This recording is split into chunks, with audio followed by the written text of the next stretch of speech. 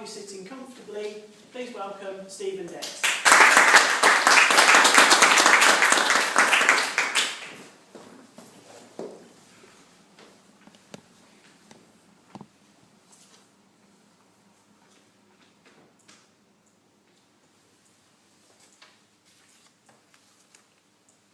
Steve and Dix, are you sitting comfortably in? Yes? Good. But is it good to be sitting too comfortably? When was the last time any of you felt uncomfortable? If you're a less experienced member, it maybe was when you came through that door for the first time. Or as a guest, you were asked to come up onto the floor to try your hand with a table topic. Did you get the butterflies in the stomach?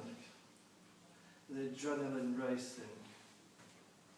My aim tonight is to persuade you all to take some gradual steps outside of your comfort zone. Rob has already touched on this, unknown to me, but I'm sure there's plenty more to talk about.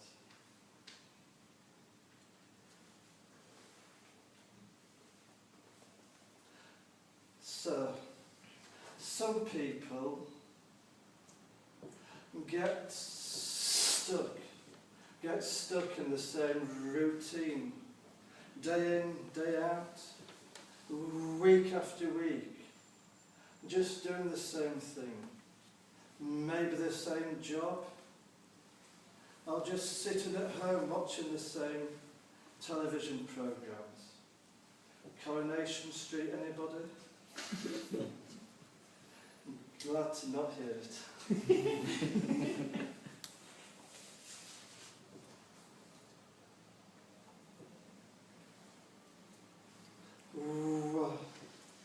What we need to do is consider how to change ourselves, how to get out of whatever comfort zone we're in.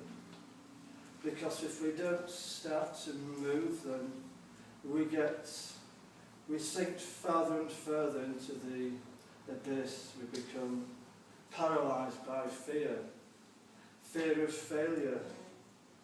What if this goes wrong, or that goes wrong? Rob doesn't agree, but you do need to take some risks sometimes.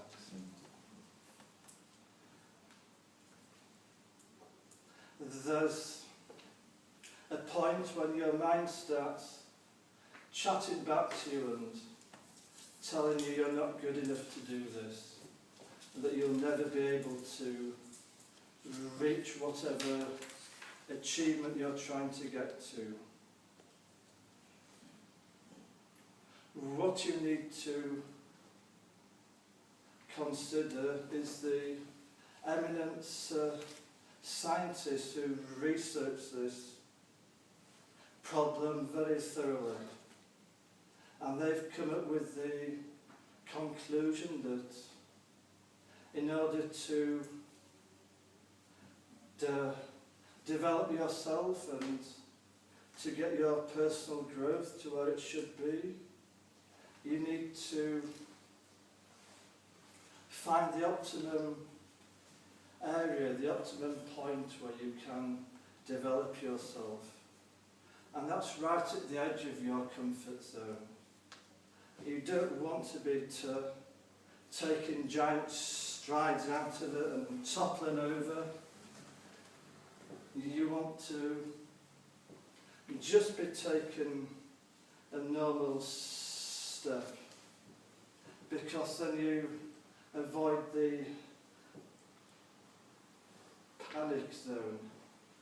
You don't want to get too much of an adrenaline rush, because that's not good for learning. That doesn't help you to understand what you should be doing. So, after you've decided what you want to achieve, you need to take some action. You need to decide what your objective is and how you're going to get there.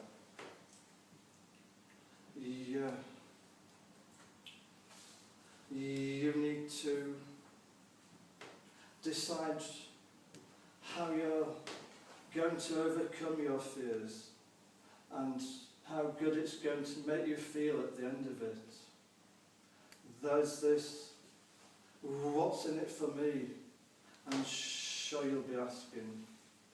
It's about learning about yourself and learning what you can achieve by taking each step. You get a new energy within yourself. You can feel yourself getting self-motivated because you've done something that you didn't think was possible. And that gives you the urge to tick off the next challenge on your agenda. And you keep going until, well, there's no end, is there? You don't want to have ticked off all the different things you want to do.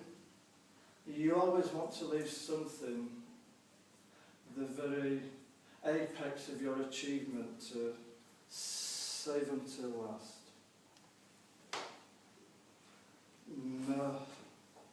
My thought is that you don't want to be sitting too comfortably, because we've got table topics coming up soon. And whoever the CTM is will have a challenge to get you off your seat and get you taking a risk by getting up here, banishing all the negative thoughts from your mind, and just doing what eventually will come naturally to you. And as you achieve what you've set out to do once, then you know it's time for the next stage, for the next step outside. And I'm sure you can all get your minds to work and tell yourself what each of you needs to do to reach the pinnacle of self-actualization. Thank you.